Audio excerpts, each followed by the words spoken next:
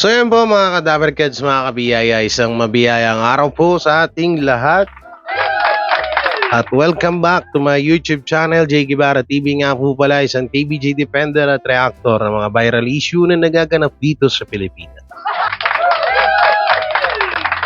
So ito, pag-usapan natin to, naku po.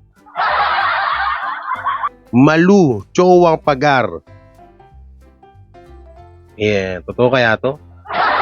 Malucho Pagar ay tinabla na ang Tito Vic and Joey at kumampi na talaga sa mga halusos.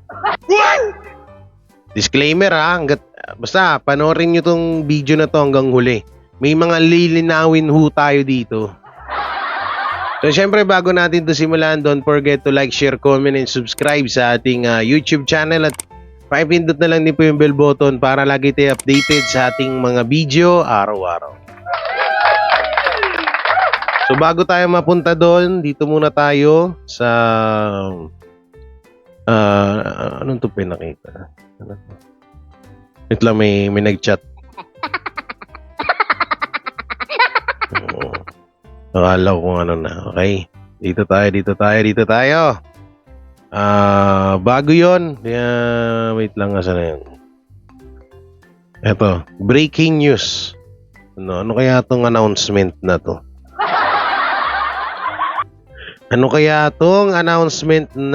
No? Breaking news. Yan, screen recorder natin para mas maganda. Yan. Breaking news, may malaking announcement bukas ang Itbulaga galing mismo sa insider source natin, group nila Direct JD consultant sa MediaQuest. Ano kaya tong ano kaya tong big announcement ng Tito Vic and Joey? Baka yung sa Kalye series na siguro 2.0 to, tama ba? Or baka ito na yung pinaka last ng Tito Vic and Joey. Baka in-announce na nila na sarado na ang kaso ng trademark na Itbulaga at ang Tito Vic and Joey na talaga ang panghabang buhay na gagamit ng titulong Itbulaga. Baka siguro gano'n, no? Pero tingnan natin yung mga comment ng mga netizen. Wait lang, i-all natin. Dito sabi, bagong studio daw yan ayon sa source ni Mr. Peace. Bagong studio. Matawa. Bagong studio, abangang bukas. Ito, nag-resign na si Direct JD. 'Di ba? Pero active pa rin siya sa consultant. Baka bagong studio or segment 'yan. Tingnan nga natin yung ni Mr. Ano ba yan? Nakalagay doon, Mr. Peace. Peace. Yeah. Tingnan nga natin, Mr. Peace. Wala. Mr. Peace.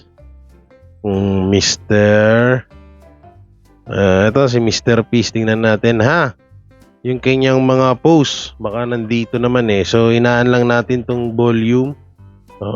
Ito, nasaan na yun? Ito ba yun?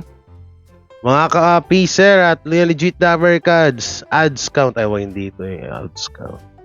Sino kaya ano kaya yung big announcement na yan? Ito, ano ba to? Mga ka-Peacer at legit Daver Kids, Mr. Peace News, halusos talo sa titulo ng lupa ng Dakdak Resort. Ito naman, Dakdak Resort naman to. Huwag to. Ayokong pag-usapan yan. Baka ito, no? Ka-Peacer, may news. Ito pala, may new studio ang Itbulaga under construction ng BDRINC ng Abida Ayala Land. Wow! Construction site construction site na friend ni Boss MVP. Ayon sa source natin from MediaQuest team, may new studio daw, 3 months na daw pong ginagawa, last November or December pa, with engineer dumalaw, pero ang mga Dabarkads hindi pa daw sure kung i-announce bukas ng TVJ, pero at least confirm na may new studio na. Ang laki Pero ito wait lang, mukhang mali. Ito kasing studio na to, Parang ito yung sa tahanang pinakamasaya eh. Ito yung ginagawa nila eh. Pero malay nyo, baka ito nga. Kasi ako nakita ko din yun, hindi ito yun eh. Baka nilagay lang ni Mr. Peace, no? So yan nga, no, gagaya nung sinabi ko nung nakaraan, sabi ko nga sa inyo na mayroon na nga studio na bago ang Tito Vic and Joey. At hindi na tayo magsisiksikan dun sa maliit na studio nila sa ano ngayon kasi halos ang capacity ata nun nasa 100 lang ata eh. No, alam naman natin sa daming gustong manood ng mga Dabarkad sa Tito Vic and Joey para lang mapanood silang ng live. So, alam nyo lang, araw-araw pila dun.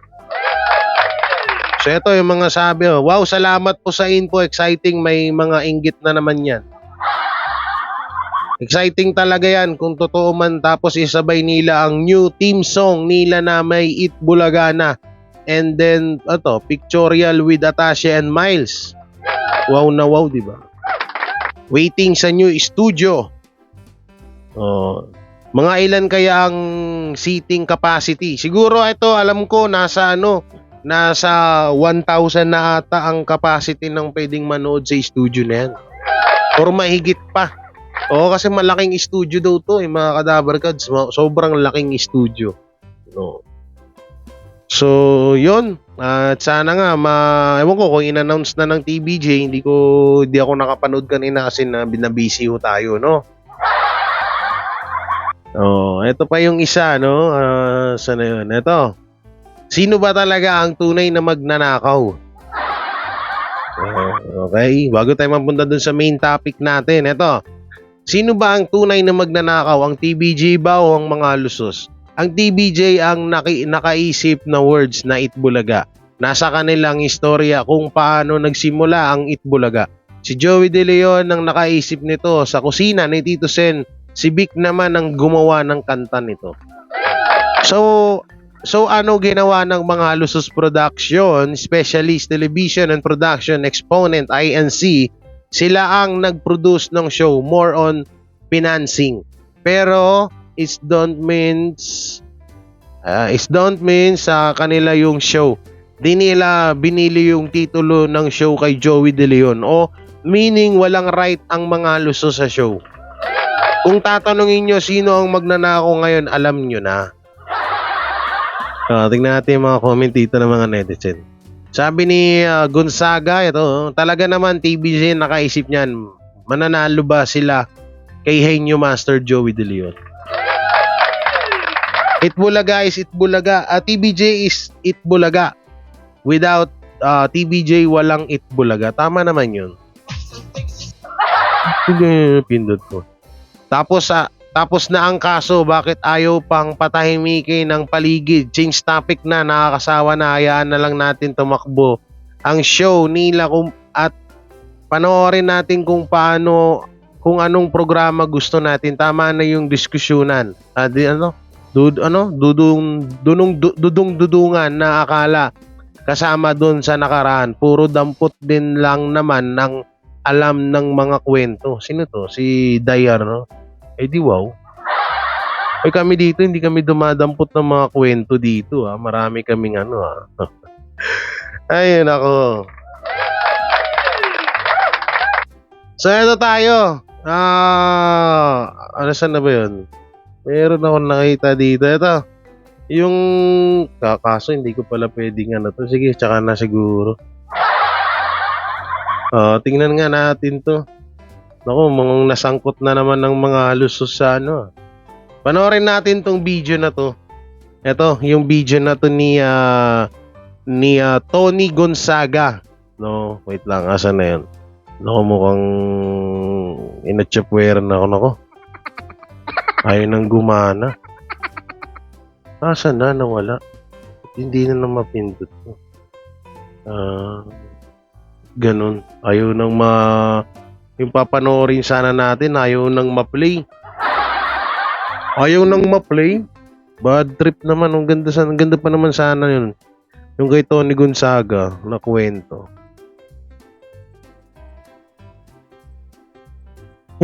Back to home. At ganun? Ayaw na. Anyari. Yan mo na nga. I-type na nga lang natin. Video by Mark Trox. Mark Trox. Tingnan ko nga. Mark Trox. Tingnan natin Wala naman. Tony Gonzaga. Ba't hindi ko na tuloy makita? Buisit. Tony Gonzaga. Sayang, ganda pa naman nun.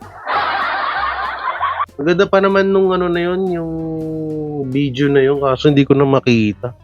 Ayaw na ma-play Naku, binanata ako. Sino kaya itong Eddie Punggol na to? Ayun, ayaw na talaga, baka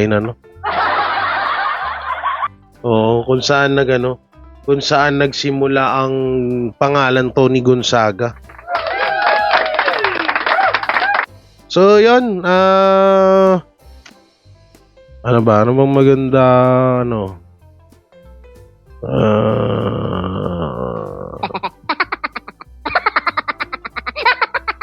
Hindi, ito. Panoorin natin to. May papanood ako sa inyo mga kadabarkads. May papanood ako sa inyo. Tahimik lang kayo dyan. Tingnan ko lang kung nandito. Isingit lang natin to si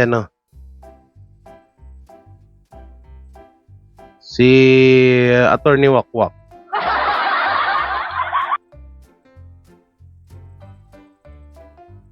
Ay, gagi. Ba't na yun ang ko? Saan na yun? Tingnan natin to yung kay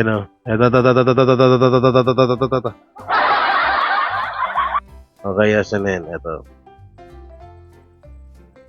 Trademark, pinagsasabi na naman itong animal na to. No? So ito, panoorin muna natin to kasi hindi natin, dapat ang papanoorin natin yung kay Tony. Kaso wala na tsupulangkot tayo Kaya ganun. So ito. Trademark registration for Itbulaga for entertainment purposes such as TV shows. On X, Tito Soto says production company Tape's appeal has been dismissed. Earlier, an intellectual property of the Philippines adjudicator ruled in favor of the comedians in their bid to cancel Tape's trademark registration of Itbulaga and the acronym EB for merchandise goods. Tape claimed that the battle is not over since the case can be appealed all the way to the Supreme Court. Since Tape continues to use Itbulaga and EB on its new show, De La Cruz says Tito Vic and Joey, or TVJ, will seek an injunction from Parang TV yan TVJ had a bitter dispute with Tape's owner, Romeo Halusfos Sr., which prompted the group's exit from the production company in May. Sumulpot na si Atty. Now, about that Rappler report, that was never implemented. You see, yung nangyari doon, nag-win nga sila sa Rappler, pero wala silang certificate. Like I told you, if they won that certificate, it should be the ones used in order to get the Itbulaga trademark. Kasi this fight about Itbulaga word is a trademark. It's not a copyright. Yung win na yon sa Rappler is a trademark win. Kaso walang certificate. You need a certificate in order to file for a trademark infringement which will give you the trademark word. Do you follow me?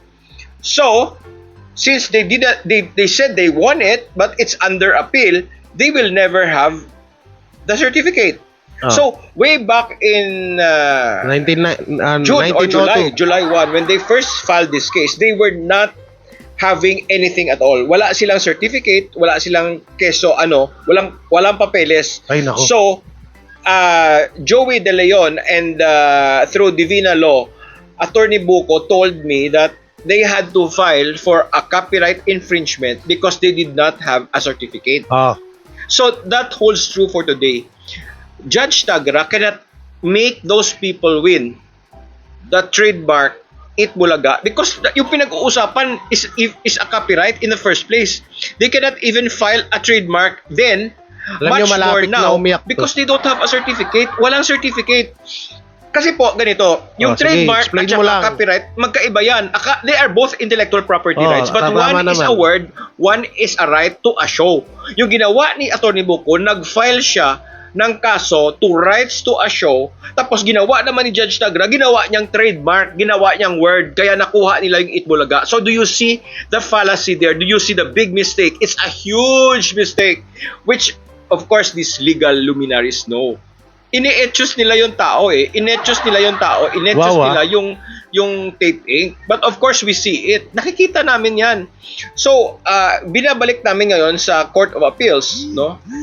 With tape ink protesting, seeking a TRO, and then a preliminary injunction to stop that nonsense because they don't have any credentials for the trademark at all.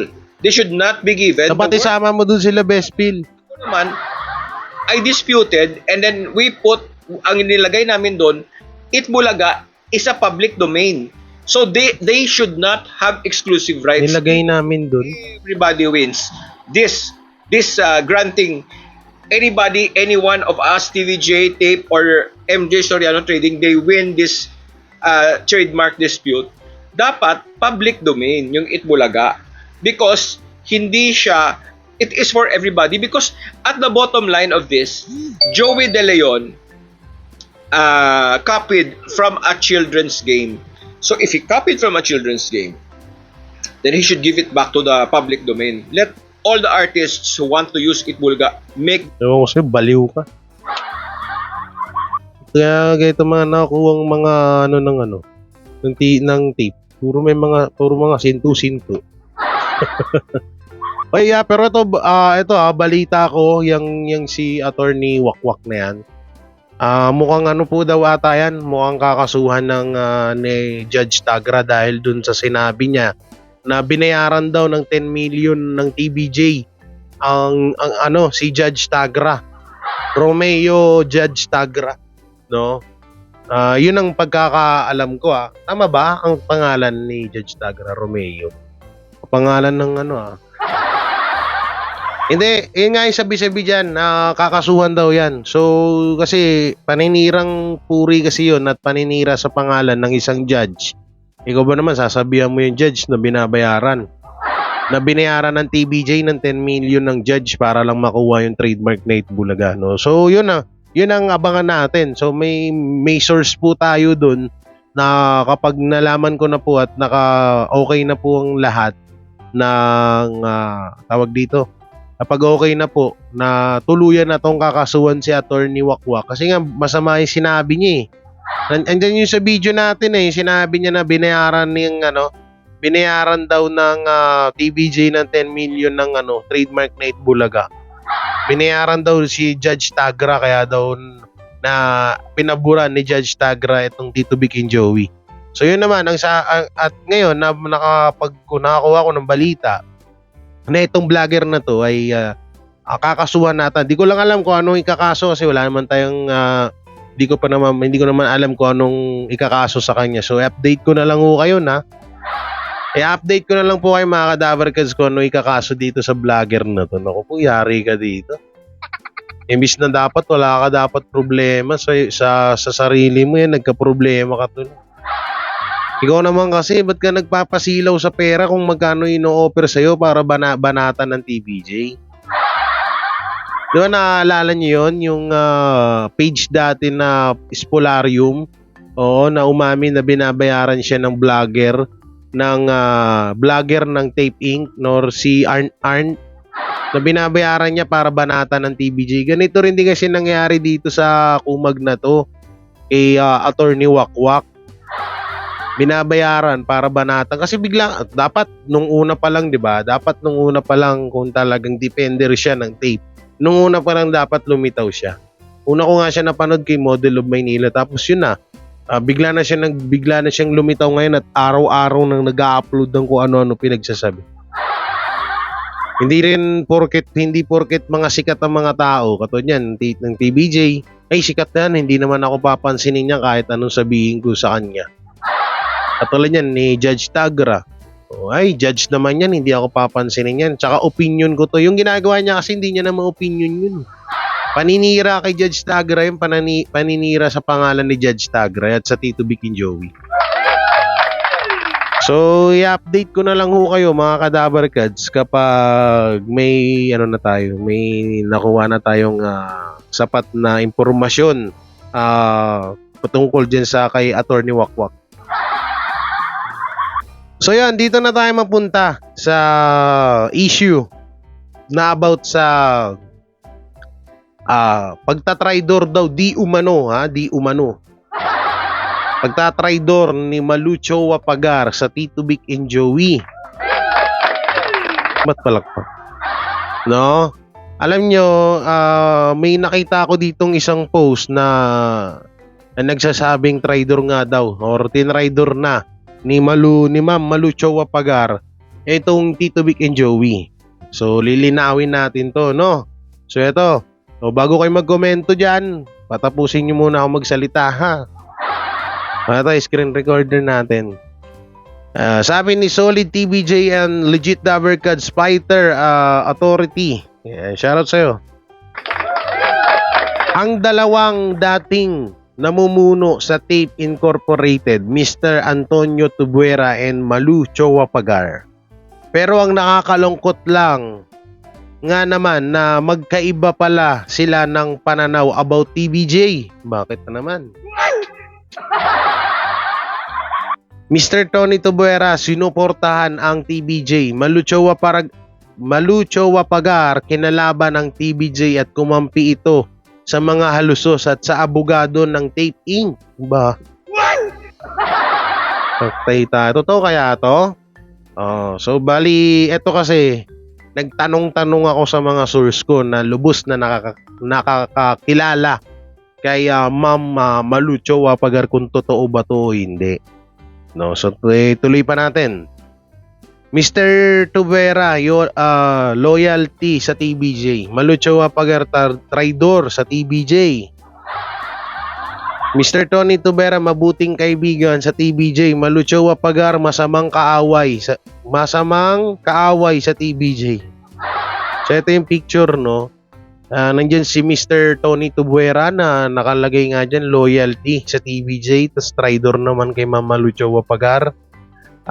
Ito pa, ang dalawang dating parehong namumuno sa Tape INC pero magkaiba sila ng pananaw. So tingnan natin yung mga comment dito ng mga netizen. Tingnan natin, ha. Dito sabi, basta ako saan man kayo makarating, Legit Davercads ako 14344. Medyo correction lang po, sir. Di naman po kumampi si Madam Malu sa tape. Yes, naging witness siya ng Tape INC pero I don't mean na kumampi na siya doon. Her statement ano ba yan? English eh. Yung basahin English. Ito pa, oh. Kulang pala sa resources tong admin nito.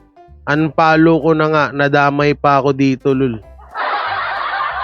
Okay, basahin pa natin yung ibang mga comment. Pag natapos na contract ng mga luso sa APT Studio, babalik na ang Legit Davercad sa kanilang Legit Studio.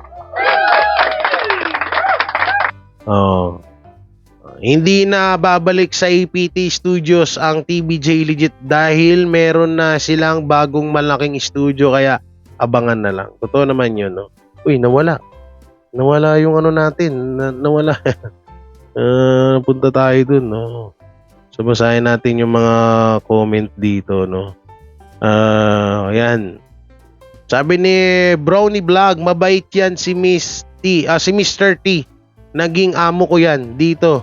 Dati. God bless po, Mr. T. Sir, thank you. Yan ang realidad sa tao. Sabi ko sa inyo, bago kayo dapat maghusga, alamin nyo muna ang punot dulo kung totoo ba o hindi. Salamat, Mr. Tony Tubuera, at hindi nyo pinabayaan ang Tito Vic and Joey. Totoo naman yun. Anyway, may basta kasama nyo ang Panginoon Diyos, TBJ, yung basahin yan. Okay. So maraming napaniwala dito sa post na to at marami ding hindi naniwala. Ano to? Negrosianos, Solid TVJ. Padayon lang, serbisyo para masayang hindi ko alam yun . Ayan mo, makita niyo yung mga comment, maraming suporta kay Mr. Tony Tubuera at may mga nambas din na iilan. Solid Espolarium mo, sabi Totoy El Deponso, tingnan ko nga to. Wala, dami account na naman. Solid Espolarium Utang inang mukha mo. Solid. Hindi ka pa tumalon dun sa bulkan. Soldis Polarium daw siya. Oh. Okay. So, eto ang tunay na kwento niyan, mga kadabarkads. Eto. Ayon sa akin source na matalik na ka na or matagal niya na rin nakasama si Mama Malu Chowa Pagar. Etong post na po ito na about sa tridor or tinraidor ang Tito Vic and Joey ni Ma'am Malu Chowa Pagar ay isa pong malaking kasinungalingan. Malaking fake news po yan. Ayan partida po yan Kakampi po natin yung page na yan. Pero hindi natin yan ito-tolerate lalo't maling impormasyon ng ibinabalita nila. Susupalpalin natin yan. Si Ma'am Malu Chowa Pagar po, never po yan naging traidor or tumaraidor sa Tito Vic and Joey. At etong impormasyon na tong nasaga po, hindi lang po basta-bastang kaibigan lang ni Ma'am Malu Chowa Pagar, no? Kundi matalik na kaibigan or isa sa mga hindi ko siya pwedeng i-mention, hindi ko pwedeng pangalanan, no? Pero ito po ay napaka maling impormasyon na yan. So may sinabi pa nga siya dito, no? Wait lang. Basahin lang natin. Nasaan na yun? Naglag na yung cellphone ko. Okay. Ito. Saan na yun? Napin ko lang hindi ko makita yung chatters namin dalawa. Nagchismisan lang kami dito nung nakaraan. Ito. 2019, nag-retire si APT bilang CEO. Pero di pinayagan ni Halosos. Pina-stay siya bilang consultant. Kasi wala nang alam ang mga anak niya sa pagpapatakbo ng Tape EB. The following year, 2020, nag-retire si Tita Malu bilang COO, Head of Production. Yan ito nga, ilang beses ko na sinabi sa inyo. Baka kasi iniisip nyo yung about dun sa naging witness. Yung ginawa siyang witness ng Tape Inc. No, hindi po yung pagtatraidor sa Tito Vic and Joey, Tsaka, yun nga, sinasabi ko nga sa inyo, etong source natin ay hindi to iba kay Ma'am Malu Chowa Pagar. Kaya yung mga nakikita nyo mga post dyan, mapatungkol po kay Ma'am Malu Chowa Pagar, no, hindi po yan nag-traidor sa Tito Vic and Joey para lang sa kaliwanagan po ng lahat.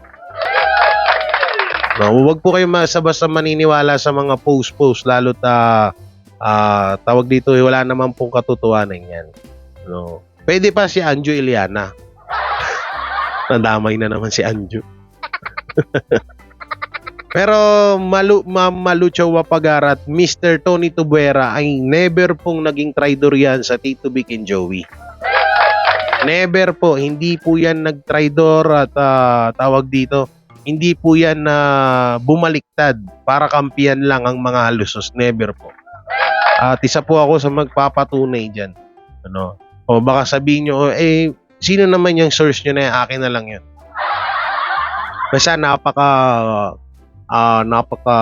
ganda, napaka slimy. Oo, napaka respectful na tao ito na bawal natin i-airy dito syempre. Ulitin ko po, no, si Ma'am Malu Chowa Pagar ay never pong naging traidor or tinraidor ang Tito Vic and Joey para sa kaalaman po ng lahat. So yan mga Dabarkads, hanggang dito na lang yung video natin. Tanong may kukomento nyo, i-comment nyo lang po dyan sa baba. At maraming salamat sa walang umpay na suporta nyo kay Jay Guevara at sa ating number 1 na noontime show na Itbulaga ng Tito Vic and Joey sa TV5. At syempre sa amin din ng mga TVJ Defender na walang umpay yung sinusuportahan noon at ngayon at magpakailanman. Jay, kapuso. Noon at ngayon at magpakailanman. Ayun, hanggang sa muli, Jay Guevara. Nga po pala, don't forget to like, share, comment, and subscribe sa ating YouTube channel at pakipindot na lang din po yung bell button para lagi tayong updated sa ating mga video araw-araw. So ingat po kayo palagi. God bless and peace and bye-bye. Sila ang TBJ Defenders. Pagtatanggol ang katotohanan sa mga bashers. Tunay ang kanilang dala, katotohanan talaga. Anumang sabihin nyo ay di yan sa kanila uubra. Mga salita nyo na di katotohanan. Sila ang patunay na merong katotohanan. Wala silang kinatatakutan, basta nasa tama kanilang paglalaban. Ang TBJ ay kanilang susuportahan. Sila ang defenders na laging nasa likuran. JD Barra, Jake Magnus, Chris Ulo, Tita Messi. Sila ang nandyan